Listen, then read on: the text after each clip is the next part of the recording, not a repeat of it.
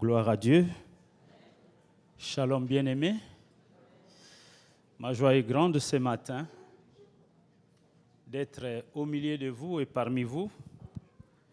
Et je dis toujours, lorsque je vais apporter la parole et que c'est ici à Vie Nouvelle à Paris, je tremble. C'est comme si, et quand j'étais encore au pied du pasteur Lindemann, j'étais en train d'apprendre, comme il a si bien dit lui-même.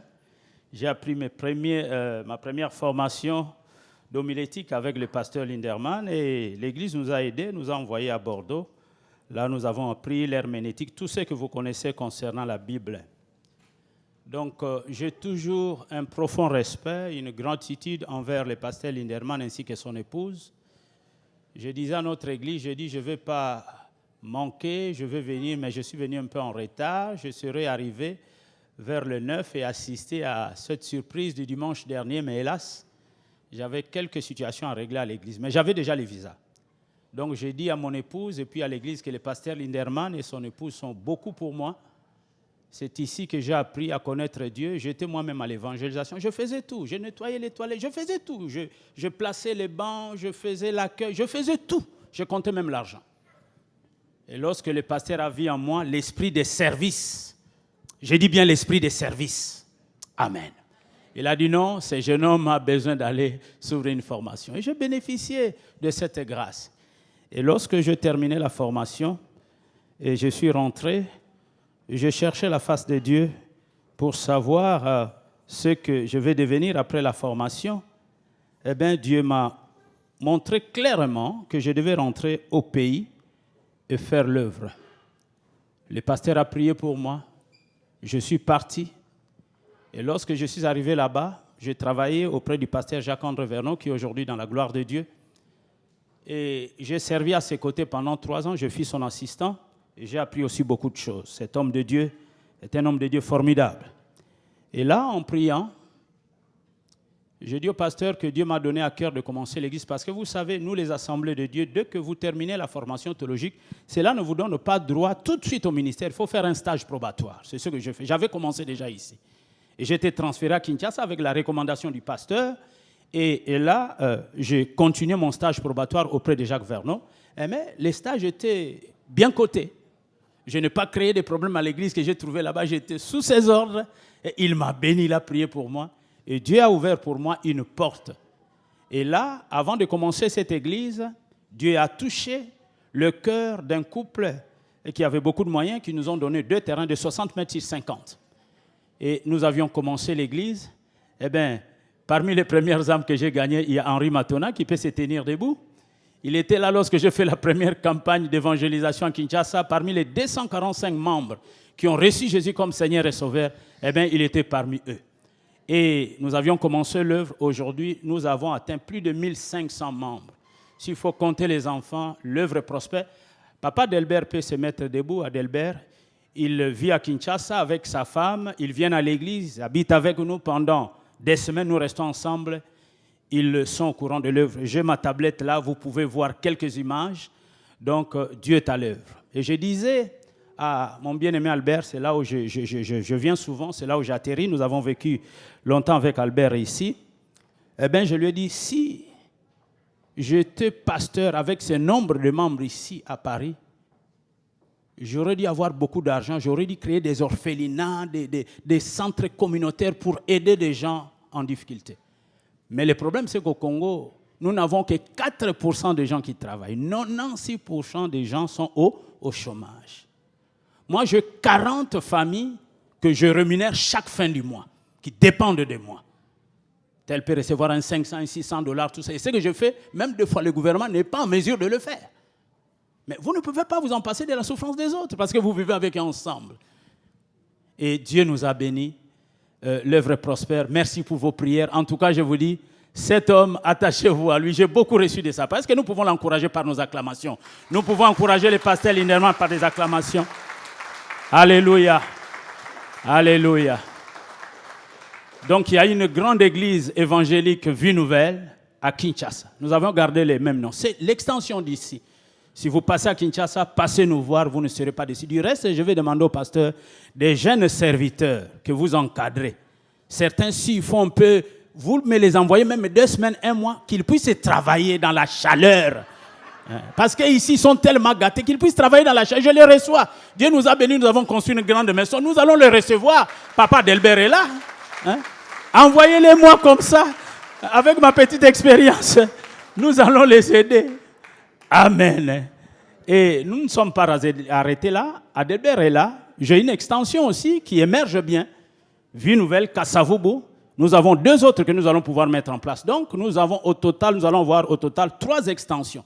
Et l'autre extension de Kasavubu, nous sommes allés avec Papa Delbert. Il a vu l'œuvre. Le pasteur est venu de chez moi. Je l'ai enseigné. Je l'ai envoyé à l'Institut biblique. Il est soutenu par l'Église. Donc, soutenez les pasteurs Linderman. Faites l'évangélisation. Faites votre part. Dieu vous bénisse. Vous savez, Dieu n'a jamais été injuste pour oublier notre travail. C'est qu'un homme aura semé. Il est moissonnera. Moi, je ne m'attendais pas un jour de devenir pasteur. Mais Dieu a vu en moi cet esprit de service.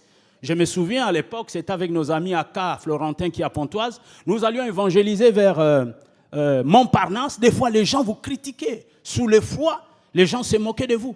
Mais aujourd'hui, Dieu m'a ramassé de la boue du péché. Il m'a fait asseoir avec des grands de son peuple. Dieu n'oublie jamais, jamais, jamais le travail que nous faisons pour lui. Dieu n'est pas injuste pour oublier notre travail. Faites le travail d'une manière désintéressée, au temps opportun. Dieu lui-même saura vous récompenser. Aujourd'hui, moi, je suis à l'aise, je suis calme. Je vous dis calme, à l'aise. Calme. Je pars aux États-Unis, je peux aller partout. Calme, je vous dis. Parce que je servis Dieu d'une manière désintéressée. Au temps marqué, Dieu sait nous rémunérer. Est-ce que vous pouvez m'encourager par vos acclamations? C'est comme ça que ça se passe au Congo. Vous m'encouragez par vos acclamations. Amen. Amen. Gloire au Seigneur. Nous allons passer au message. J'avais une grande difficulté lorsque j'étais en train de prier et chercher la face de Dieu. Je disais, quel est le message que je vais donner comme complément? Parce que le vendredi, j'ai parlé de la foi en action. La foi en action. Nous avions parlé du paralytique et ses amis qui ont mis leur foi en action. Et nous avions dit que Dieu attend aussi que chacun de nous mette sa foi en action. J'ai pris mon exemple, j'étais ici, je suis parti avec peu d'argent. J'avais 2000 et quelques que le pasteur m'avait remis. Mais je suis allé par la foi. Et j'ai mis ma foi en action. Et la foi en action déclenche le miracle. Le paralytique a été guéri parce que lui et ses amis ont mis leur foi en action et Dieu a agi. La foi qui sauve, ok, mais la foi en action. Par la foi, nous sommes sauvés. Par la foi, nous marcherons. Et par la foi, nous serons enlevés. La foi est un élément de base de la vie chrétienne. Sans la foi, il est impossible d'être agréable à Dieu. Il faut que celui qui s'approche de Dieu croit que Dieu existe, qu'il est le rémunérateur de ceux qui le cherchent. Et mettons notre foi en action, nous verrons de grandes choses s'accomplir. Moi, j'ai mis ma foi en action. Quelqu'un a été touché, m'a donné 2 parcelles d'une valeur de $90,000 à cette époque-là. Et ça, il n'y a que la foi qui peut faire ça. La Bible dit que Dieu peut frayer un chemin même là où il n'y en a pas. Si tu as la foi en action, tu verras de grandes choses. Alors je disais aujourd'hui, quel est le message que je vais donner? Mais j'étais dans la prière, connecté avec Dieu.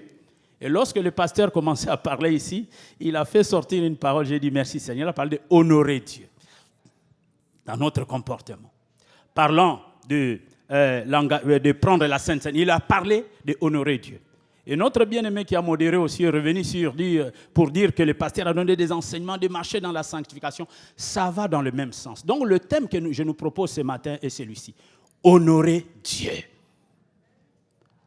Nous allons lire dans le psaume, d'abord dans 1 Samuel chapitre 2, le verset 29 à 30, s'agissant d'Élie, les sacrificateurs et ses enfants, Ophni et Phiné, qui se sont mal comportés. Nous lisons 1 Samuel, chapitre 2, le verset 29 à 30. Je lirai aussi Romains 13, 7. Et enfin, je lirai le psaume 29, le verset 1 à 2. Quelques versets, ça et là. Et ça va nous aider à faire le développement de notre message et retenir quelque chose de la part de Dieu. Donc, je dis 1 Samuel, chapitre 2, le verset 29 à 30. Nous commençons même au verset 27e. Un homme de Dieu vint auprès d'Élie et lui dit, « Ainsi parle l'Éternel, ne me suis-je pas révélé à la maison de ton père lorsqu'ils étaient en Égypte dans la maison de Pharaon? Je l'ai choisi parmi toutes les tribus d'Israël pour être à mon service dans le sacerdoce, pour monter à mon autel, pour brûler le parfum, pour porter le faud devant moi. Et j'ai donné à la maison de ton père tous les sacrifices consumés par le feu offert par les enfants d'Israël. Pourquoi foulez-vous aux pieds mes sacrifices et mes offrandes que j'ai ordonné de faire dans ma demeure? Et d'où vient que tu honores tes fils plus que moi, afin que vous engraissiez des prémices de toutes les offrandes d'Israël, mon peuple? C'est pourquoi voici, dit l'Éternel, le Dieu d'Israël, j'avais déclaré que ta maison et la maison de ton père marcheraient devant moi à perpétuité. Et maintenant, dit l'Éternel, loin de moi, car j'honorerai celui qui m'honore. Mais ceux qui me méprisent seront méprisés. Nous prenons maintenant le psaume 29. Le psaume 29, c'est la même pensée qui revient. La Bible s'explique par elle-même. Le premier interprète de la Bible, c'est la Bible elle-même. 29, le verset 1 à 2, et nous irons dans Romains 13, 7. Fils de Dieu, rendez à l'Éternel gloire et honneur. Rendez à l'Éternel gloire pour son nom. Prosternez-vous devant l'Éternel avec des ornements sacrés. Romains.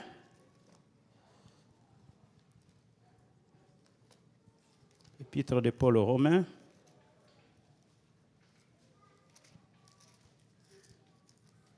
Chapitre 13.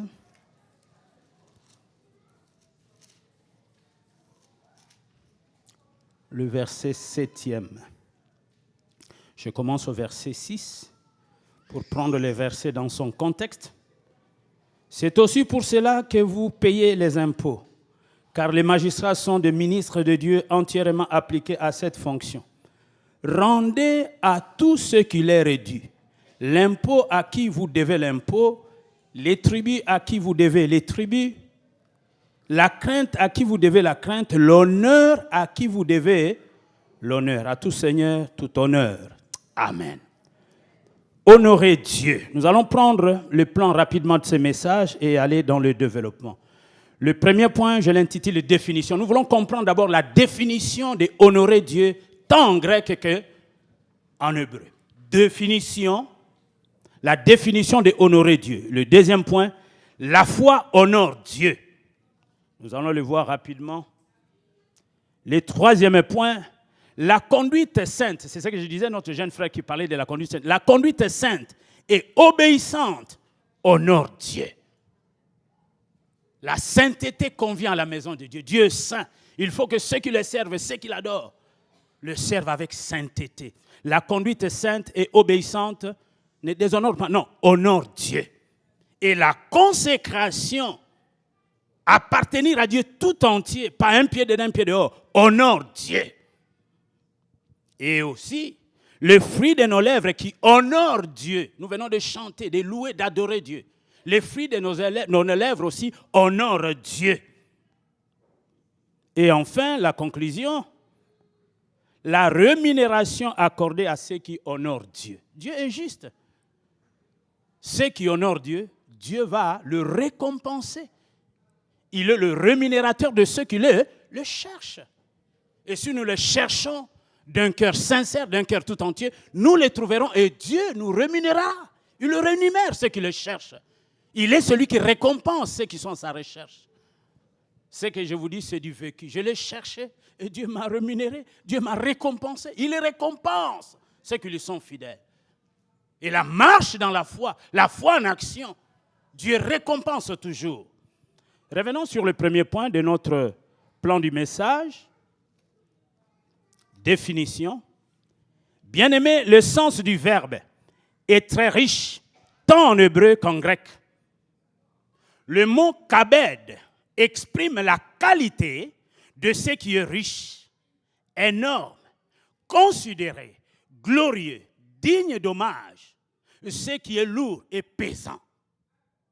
Donc, kabed exprime la qualité de ce qui est riche, énorme, considéré, glorieux, digne d'hommage, ce qui est lourd et pesant. Honorer et glorifier, donc, sont des termes pratiquement synonymes.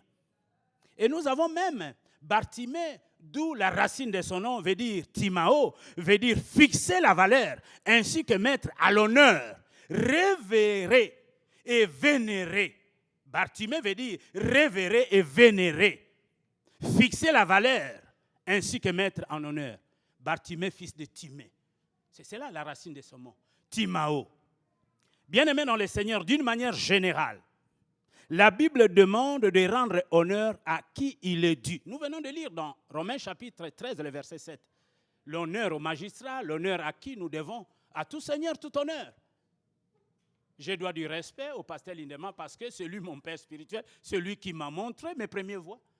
Et j'ai aussi des jeunes gens qui sont sous ma responsabilité, qui m'honorent parce que je suis leur encadreur, leur père spirituel. L'honneur à qui nous ne devons pas mélanger les choses. Même Dieu reconnaît ces choses, mes amis. Le respect à qui vous devez le respect. Et ce n'est pas parce qu'au nom de la liberté, vous allez prendre tout le monde comme étant... Non, non, non, non, non. Le pasteur Lindemann n'est pas mon ami. C'est mon père spirituel. Je dois avoir des égards envers lui. Moi, j'ai des gens qui sont sous ma responsabilité, qui doivent avoir des égards envers moi. Je ne le martèle pas, non. Ce sont des principes établis par Dieu. Je suis leur père spirituel. Amen. Nous devons respecter nos parents biologiques. Il en est de même de respecter aussi nos parents sur le plan spirituel. C'est biblique. C'est biblique. Parce que nos parents spirituels, la Bible dit qu'ils veillent sur nos âmes. Et notre bénédiction passe par eux aussi. Et Dieu nous appelle de soutenir, de prier pour ceux qui nous dirigent dans le Seigneur. D'avoir de la considération, de l'amour. Amen. Donc je disais d'une manière générale, la Bible demande de rendre l'honneur à qui il est dû. Le mariage doit être honoré de tous, selon Hébreux 13, 14. Que le mariage soit honoré de tous et que les lits conjugales, exemple, toutes suivent. Parce que le mariage est sacré, il est divin. C'est Dieu qui est l'architecte du mariage.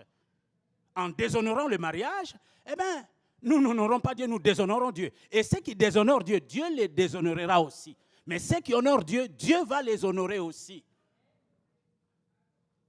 Aujourd'hui, nous à Kinshasa, quand nous parlons comme ça, les gens écoutent, ils tremblent, ils disent « Ah, bon là ». Mais quand je deviens ici, je viens petit. Oui, Dieu nous a honorés, il nous a élevés.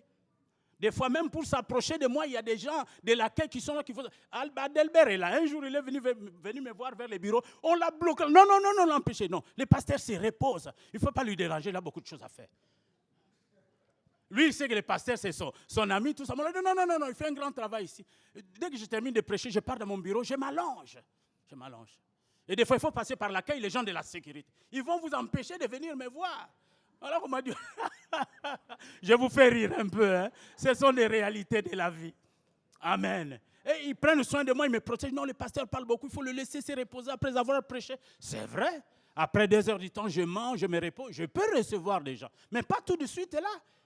Hein? Mais tu dis, oh non, j'étais avec le pasteur pour la parole. Non, non, non, arrêtez-nous ces histoires-là. Laissez-lui se reposer. Bon, je dis ça dans un bon esprit, hein? C'est pour vous faire marrer un peu. Je ne suis pas méchant, s'il vous plaît. Donc, je disais tantôt, le mariage doit être honoré de tous. Les parents doivent être honorés. Les serviteurs de Dieu consacrés doivent être aussi honorés.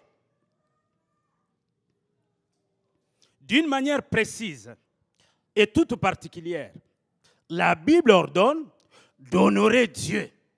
Sans cela, il n'y a pas de culte véritable qui lui soit rendu. Si nous ne voulons pas honorer Dieu dans notre comportement, dans nos attitudes, il n'y a pas un culte véritable qui lui est rendu. Ce que Dieu veut, les sacrifices... Attendez, il y a une pensée qui m'a échappé. Ce que Dieu veut, c'est notre sanctification. Et la sainteté convient à la maison de Dieu. Le message de la Bible, c'est la sanctification, sans laquelle nul ne verra le Seigneur. Lorsque nous nous sanctifions, nous honorons Dieu et Dieu reçoit notre adoration. Mais lorsque nous venons dans une vie remplie de péchés, remplie de mensonges, de compromissions, nous n'honorons pas Dieu. Ici, les textes que nous avons lus des fils d'Élie, les sacrificateurs, ces enfants ont déshonoré Dieu. Et Dieu va interpeller Élie pour lui dire, tu honores tes enfants plus que moi. Et ces enfants ont été frappés.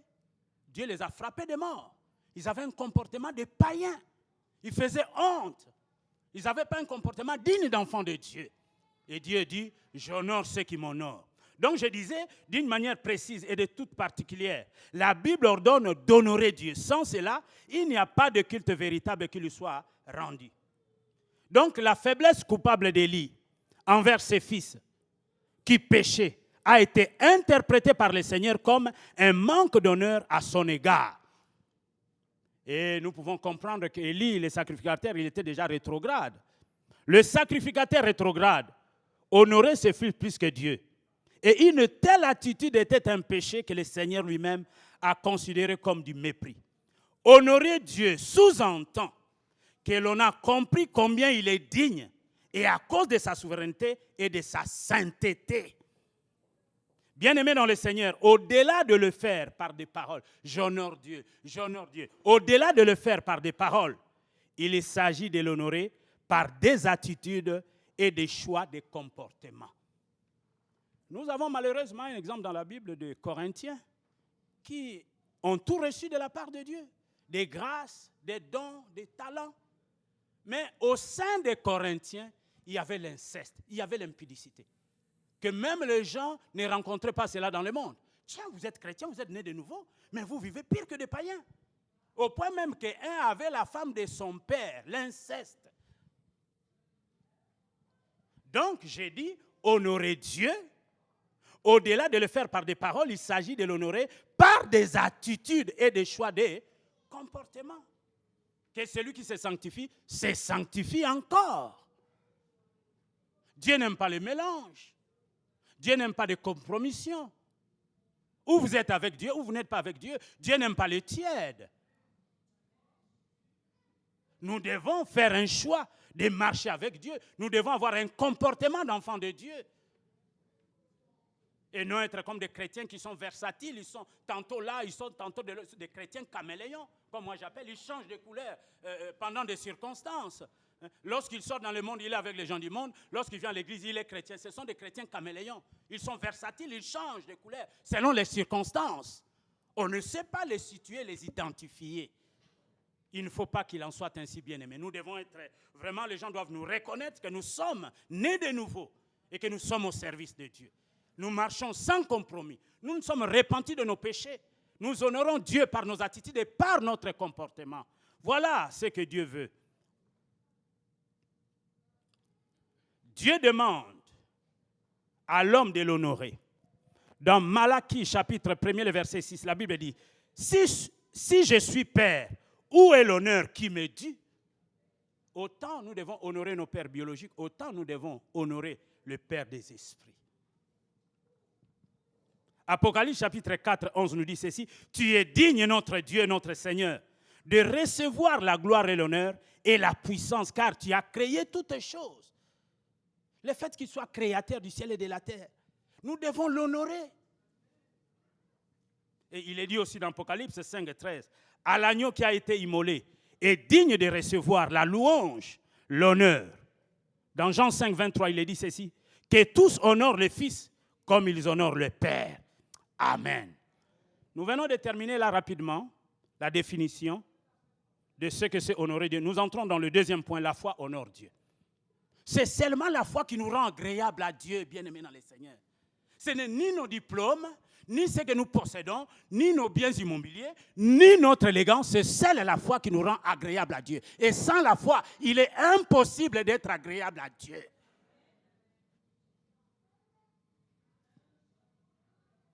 Amen. Donc la foi honore Dieu. Car la foi est une ferme assurance des choses qu'on espère, une démonstration de celles qu'on ne voit pas.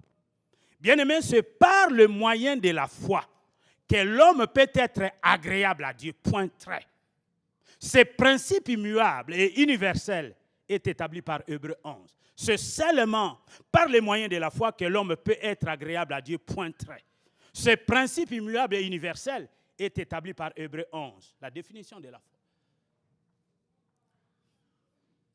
Cette foi qui honore Dieu s'exerce essentiellement à deux niveaux.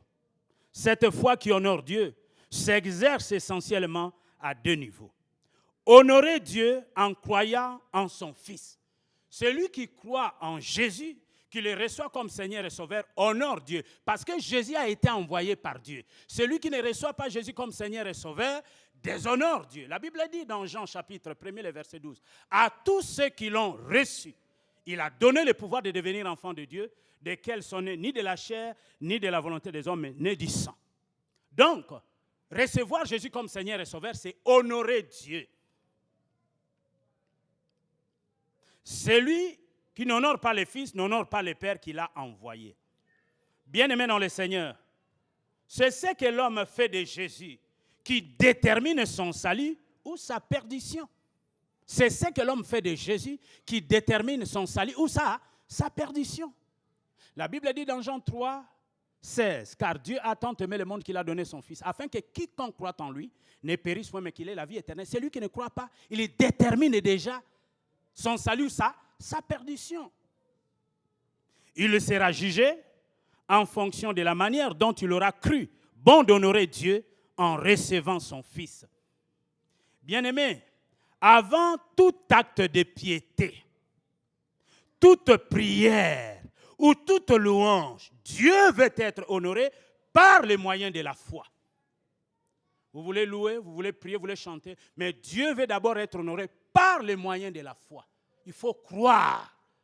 Il faut avoir la foi en Dieu. Donc je dis ceci, avant tout acte de piété, la piété est bien, Dieu veut que nous soyons pieux et pieuses, mais avant tous ces actes de piété, de prière, Dieu veut être honoré par les moyens de la foi. C'est-à-dire, celui qui n'a pas la foi, s'il prie, s'il mène une vie pieuse, il est un religieux, c'est tout, mais il n'est pas en contact avec Dieu. Nous devons d'abord croire, parce que c'est celle la foi qui nous rend agréable, qui nous fait accepter devant Dieu. Alors nos prières et notre vie pieuse, Dieu va les considérer. Mais si nous n'avons pas la foi, ça servira à quoi? Il y a des gens qui sont tellement instruits qu'ils savent prier, ils peuvent balancer des paroles, ils peuvent dire des choses, faire des... Mais si vous n'avez pas la foi, cela ne sert à rien. Dieu, il est le consommateur de la foi. C'est sa nourriture, c'est ce qu'il mange. Il est le consommateur de la foi. Si tu as la foi, Dieu consomme cette foi, tu lui es agréable. Donc avant tout acte de piété, de prière, il convient d'honorer Dieu par la foi. Amen. Accorder à ce que son Fils est et à ce qu'il a accompli à la croix. C'est cela, honorer Dieu. Celui qui prétend aimer Dieu, mais ne reçoit pas son Fils, est dans l'illusion. Si vous croyez, vous prétendez aimer Dieu et que vous n'avez pas reçu Jésus, vous êtes dans l'illusion. Comme le bon Dieu, le bon. Oui, non, pas le bon Dieu. Le bon Dieu a envoyé son Fils. Accepte son Fils comme Seigneur et Sauveur. Alors il sera le bon Dieu. Le bon Dieu. Non, ce n'est pas ça. Ce n'est pas ça. Le bon Dieu a tout remis entre les mains de Jésus. Il n'y a de salut en aucun autre nom, dans le ciel et sur la terre. Aucun nom qui nous a été donné pour que nous soyons sauvés. Jésus est le seul médiateur. Donc pour que les hommes passent par Dieu, ils doivent passer par Jésus. Amen.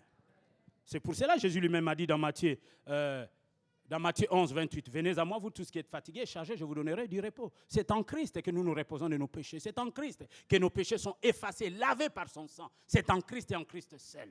Il est le chemin, la vérité et la vie. Et nul ne vient au Père que par lui. Donc celui qui prétend aimer Dieu, mais qui n'a pas reçu Jésus, est dans l'illusion. Reçois d'abord Jésus, alors l'illusion va s'éloigner de toi. Honorer Dieu en ayant envers lui une attitude permanente de confiance. Oui, permanente de confiance. Parce que trop souvent, nous pouvons dire, nous croyons, nous avons la foi. Lorsque les épreuves s'abattent sur nos vies, certains commencent à avoir des doutes dans leur vie de foi. Certains commencent même à en vouloir, même aux hommes de Dieu. Parce que Dieu tarde à répondre à leurs problèmes. Ils trouvent que Dieu est loin et que les autres, ils sont venus laisser les autres. Non, non. La vie chrétienne est une vie de persévérance. Vous pouvez être dans la volonté de Dieu et connaître des épreuves. Mais si vous êtes dans la volonté de Dieu et que vous connaissez des épreuves, tournez-vous vers celui qui vous a appelé au service. C'est ce que nous avons fait. Le même couple qui nous ont donné ces 2 parcelles, ils étaient tellement puissants, beaucoup d'argent. Un jour à l'autre, je ne sais pas quelle mouche qui les a piqués. On avait de bonnes relations. Du coup, ils vont nous empêcher de construire en hauteur. Oh. Mais nous servons un grand Dieu, nous voulons construire un grand temple. Pourquoi nous empêcher? Et on a expliqué, on a parlé, le pasteur Vernon s'est intervenu, mais il y a eu incompréhension. Nous sommes allés dans des cours de tribunaux. Au bout de 6 ans, comme Dieu le juste juge, il a rétabli les choses. Eh bien, nous avons reçu gain de cause. Donc, nous avions eu un jugement exécutoire à notre faveur. Et nous avons eu des documents nous permettant de reprendre les travaux et aujourd'hui nous servons Dieu avec quiétude. Donc les problèmes, les conflits, Dieu l'a géré, l'a réglé. Ce n'est pas parce que vous êtes dans la volonté de Dieu que vous ne connaîtrez pas des difficultés. Vous connaîtrez des difficultés. La Bible dit, tous ceux qui veulent vivre pieusement dans le Seigneur seront persécutés. Mais n'allons pas chercher la persécution, mais que la persécution nous rencontre sur notre route, c'est différent. Il ne faut pas aller provoquer des gens, chercher le péché, dire non, les péchés. Non. Il ne faut pas aller chercher la persécution. Mais si la persécution vient te trouver sur le chemin de la foi, le Dieu Tout-Puissant te donnera la victoire. Et avec Dieu, nous ferons des exploits. Donc, je disais, honorer Dieu en ayant envers lui une attitude permanente, je dis bien, de confiance.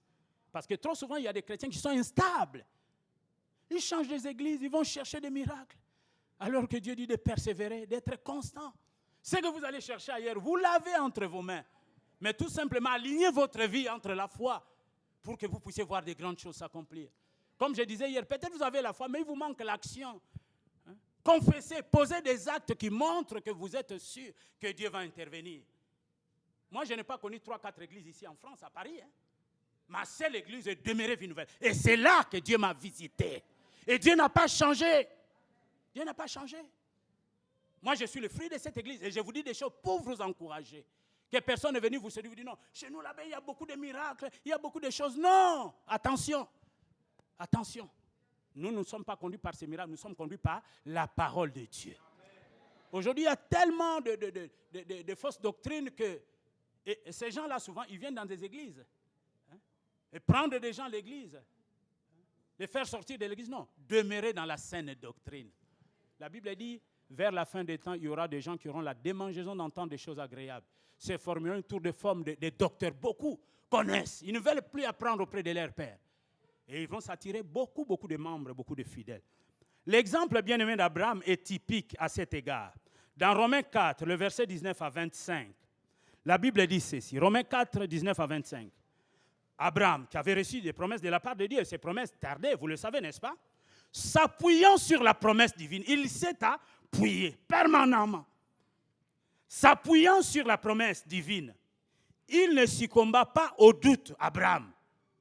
Puisant sa force dans la foi, oui, il donna gloire à Dieu, étant pleinement persuadé que l'Éternel tient parole et qu'il est capable d'accomplir ce qu'il a promis. Je reviens encore une fois de plus. J'ai dit l'exemple d'Abraham, Romains 4, 19 à 25, s'appuyant sur la promesse divine, il ne succomba pas au doute. Puisant sa force dans la foi, il donna gloire à Dieu, étant pleinement persuadé que l'Éternel tient parole et qu'il est capable d'accomplir ce qu'il a promis. Dieu est capable. Je me souviens, lorsque je suis arrivé à Kinshasa, j'ai reçu une parole de la part de Dieu. Nous étions en train de prier, commencer une cellule. Dieu m'a dit, Willy, je ferai de grandes choses. Et c'est sur cette parole que je m'accroche. C'est cela, cette parole d'alliance avec Dieu. Je ferai de grandes choses. Parce qu'en fait, à vie humaine, lorsque moi-même je regarde, je me considère, je dis, tiens, Seigneur, je ne suis que peu de choses. Ce que tu fais au milieu de moi me dépasse, c'est grand. Aujourd'hui, nous avons même une école. Imaginez. Avec les temps qui courent au pays. Non, je dis, Seigneur, tu es merveilleux. Tu es merveilleux. Dieu est capable, même si cette promesse que Dieu t'a faite tarde. Dieu est capable, attends cette promesse dans la foi. Habakkuk nous dit, reste dans ton poste. Même si cette promesse tarde, elle s'accomplira certainement. Attends-la. Mais au début, quand je suis arrivé au Congo, j'ai eu des difficultés.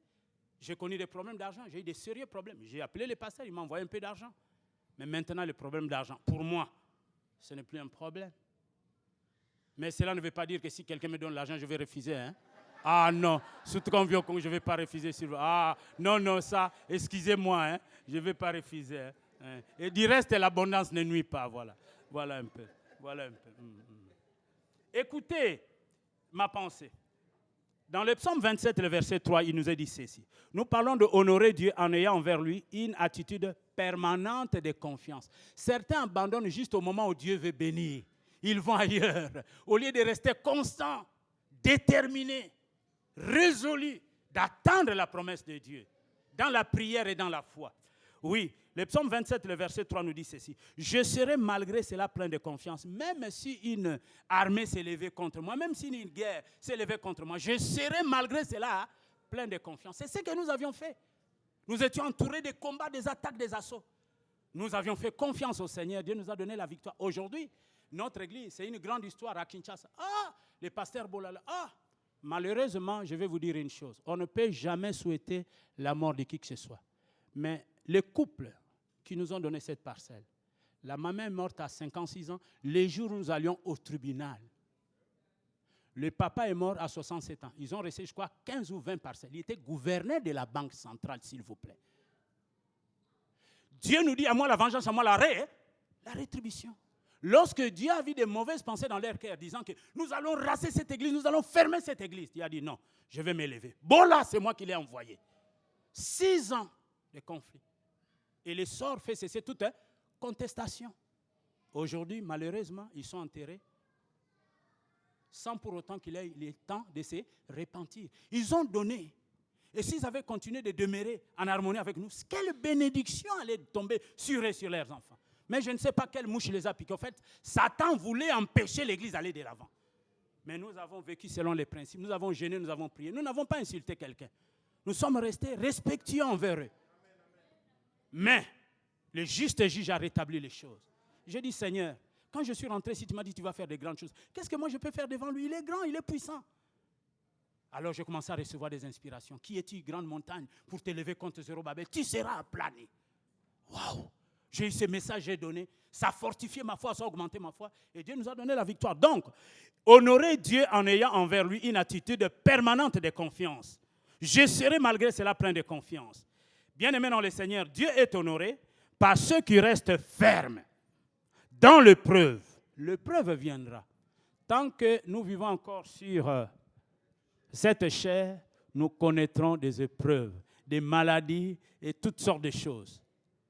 Tant que nous demeurons dans cette chair, nous connaîtrons des épreuves. Donc je dis, Dieu est honoré par ceux qui restent fermes dans l'épreuve et qui s'attendent à son intervention, sans pour autant limiter Dieu à une forme de miracle. Bien aimé, moi j'ai connu une grande épreuve dans ma santé. En 2004, j'étais malade et j'avais des cailloux qu'on appelle calcul rénal ici, lithiase pour les médecins qui connaissent. Alors, lorsqu'on a fait l'examen à Kinshasa, on m'a dit que je devais aller en Europe, ou je devais venir en Europe ou aller en Afrique du Sud. Nous avions prié, mon épouse et moi, et l'Église n'avait pas de moyens. Nous n'avons même pas fait un communiqué. Au bout de 2 semaines, j'ai prié, un miracle s'est opéré. La Bible dit, si 2 d'entre vous s'accordent pour demander quelque chose, quelle que soit la chose demandée, avec mon épouse, sous un manguier, j'ai eu quelqu'un qui m'a visité, j'ai eu plus de 10 000 $. Et cet argent a permis que je prenne l'avion que j'ai en Afrique du Sud me faire soigner. Je n'ai pas fait le communiqué à l'église parce que l'église venait à peine de naître, l'église n'avait pas de moyens. Dieu pouvait me guérir miraculeusement, n'est-ce pas? Mais Dieu a permis que je sois guéri au travers l'opération. Parce que les médecins aussi, c'est Dieu qui leur a donné cette intelligence. Il faut rester équilibré, mes amis. Dieu peut opérer un miracle, Dieu peut te soutenir dans l'épreuve. L'épreuve pour moi, c'était d'aller se faire opérer. Mais j'ai déjà prié pour des gens qui ont reçu des guérisons miracles.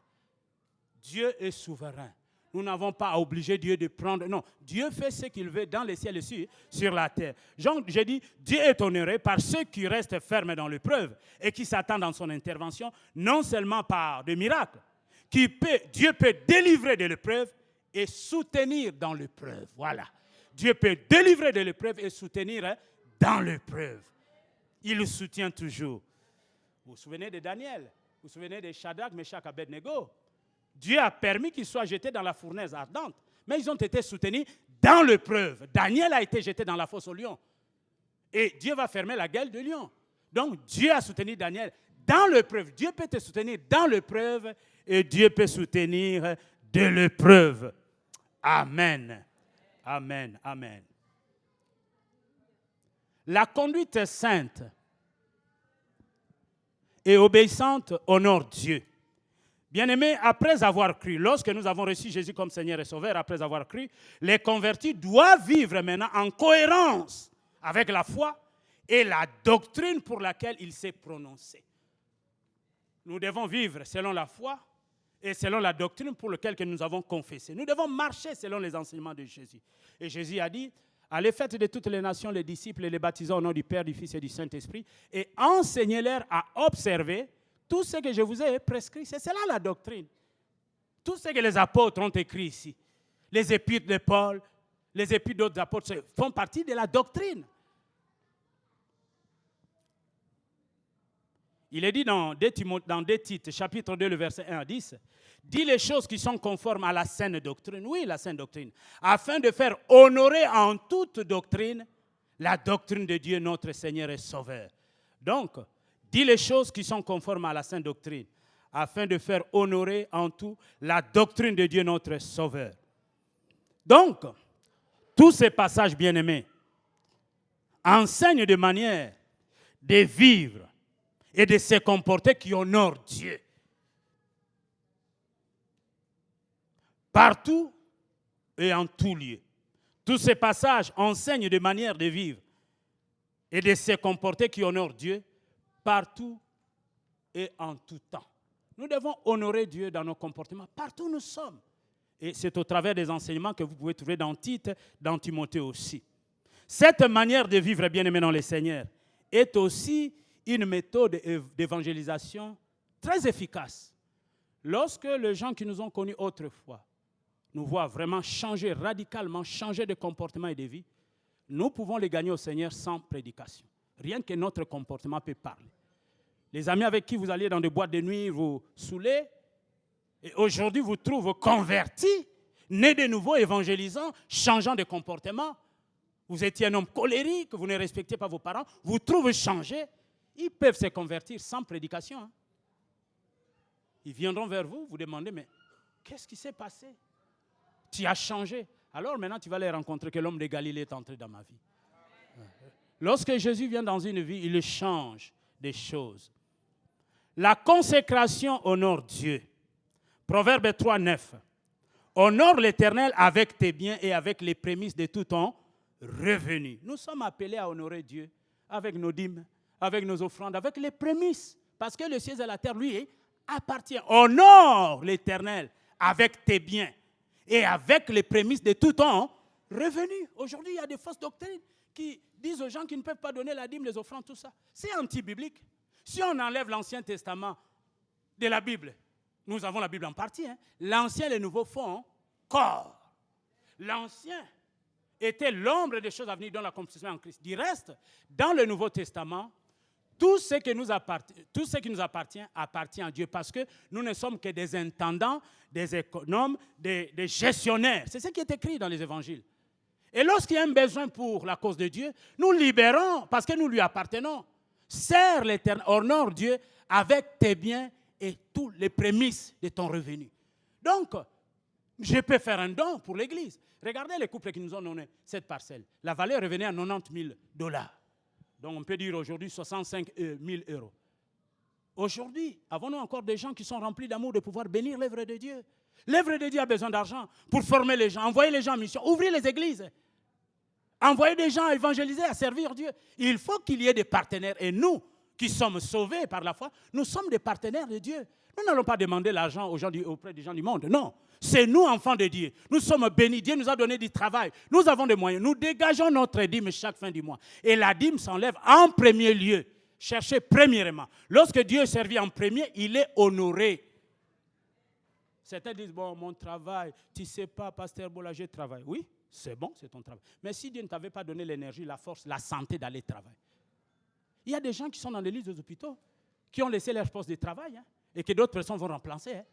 Si tu t'élèves, tu vas travailler du 1er au 31, le premier du mois jusqu'à la fin du mois. Bénis le Seigneur. Rends grâce à Dieu.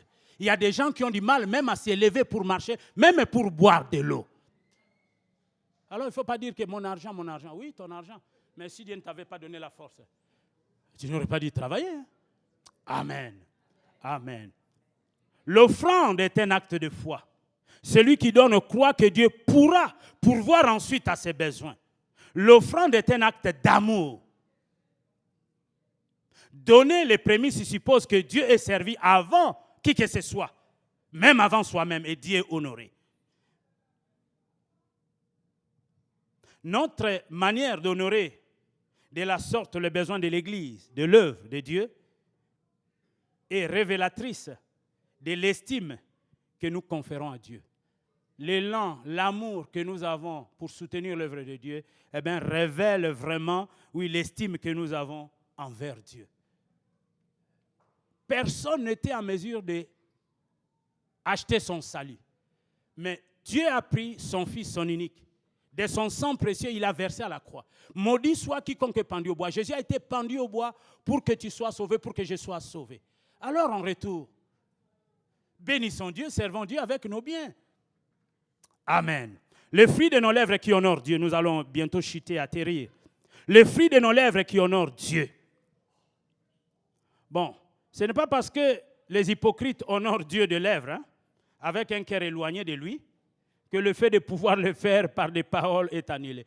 Il y a un passage dans Matthieu qui dit « Ce peuple m'honore des lèvres, mais son cœur est éloigné de Dieu. » Mais ce n'est pas parce que ce peuple m'honore des lèvres et son cœur est éloigné de Dieu que nous n'allons pas honorer Dieu de lèvres, non. Lorsque nous chantons, nous adorons Dieu. Nous honorons Dieu de nos lèvres. Nous offrons à Dieu un sacrifice de louange, le fruit de nos lèvres qui confesse le nom de Jésus.